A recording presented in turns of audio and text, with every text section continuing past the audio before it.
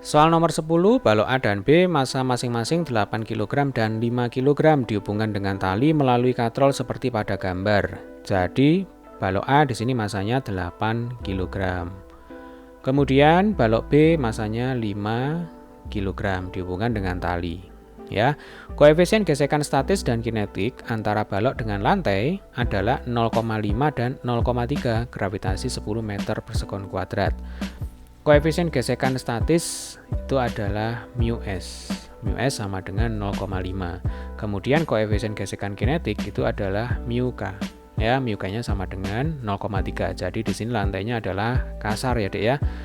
Lalu balok C masanya 4 kg. Kemudian diletakkan di atas balok A. Jadi balok C ini diletakkan di atas balok A. Nah, maka nomor 10 ini berkaitan dengan konsep gaya gesek ya, Dek ya. Jadi kita lengkapi dulu gambarnya. Pada benda B di sini masanya 5 kg, maka nanti pada benda B akan bekerja gaya berat yang arahnya ke bawah. Masih ingat ya, gaya berat itu adalah massa kali gravitasi. Jadi ini 5 kali 10 sama dengan 50 Newton. Nah, demikian juga pada benda A dan benda C.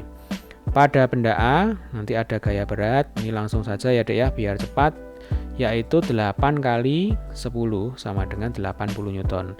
Demikian juga pada benda C. Jadi WC sama dengan masanya benda C itu 4 kg ya, berarti 4 kali 10 sama dengan 40 Newton. Kemudian pada benda A nanti akan bekerja gaya normal ya, gaya normalnya ini adalah ke atas. NA. Nah, berapakah NA?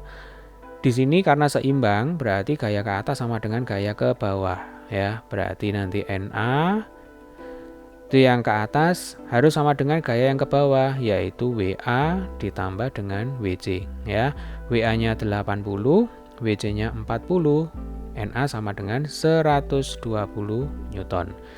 Yang berfungsi sebagai gaya penggerak dari sistem ini adalah WB ya. Jadi WB ini berfungsi sebagai gaya penggerak dari sistem. Akan tetapi karena lantainya kasar, di sini kita harus uji dulu apakah dengan gaya penggerak sebesar 50 Newton ini sistem bergerak atau diam. Nah, cara mengujinya bagaimana?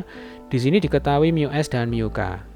Mu s ya, ini lebih tepatnya mu s maksimum ya. Di sini kita bisa menghitung berapakah Fs maksimum atau gaya gesek statis maksimum. Fs maksimum itu rumusnya adalah mu s kali n. Yang mana n di sini adalah Na ya, Dek ya. Nah, mu s-nya sendiri sama dengan 0,5, kemudian Na-nya tadi ketemu 120.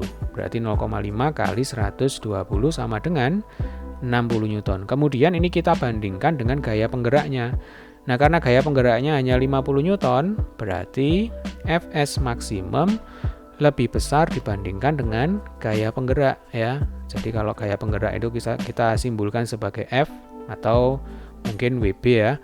Nah, karena Fs maksimum itu lebih besar dibandingkan dengan gaya penggeraknya, maka sistem dalam kondisi diam ya. Berarti nomor 10 jawaban yang benar itu adalah yang C ya.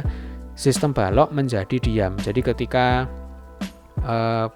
balok C itu diletakkan di atas balok A, maka nanti sistemnya menjadi diam alias tidak bergerak. Mengapa? Karena gaya penggeraknya itu sekarang lebih kecil dibandingkan dengan Fs maksimum ya. Jadi ini kalau saya tulis acuannya adalah gaya penggerak, berarti F itu lebih kecil dibandingkan dengan Fs maksimum. Jelas ya? Nah, karena F kurang dari Fs maksimum, maka sistem dalam kondisi diam. Untuk Fk itu adalah gaya gesek kinetik. Gaya gesek kinetik itu bekerja ketika sistem dalam kondisi bergerak ya, bergerak lurus berubah beraturan. Baik, jadi soal nomor 10 jawabannya adalah yang C. Sampai ketemu di pembahasan soal selanjutnya.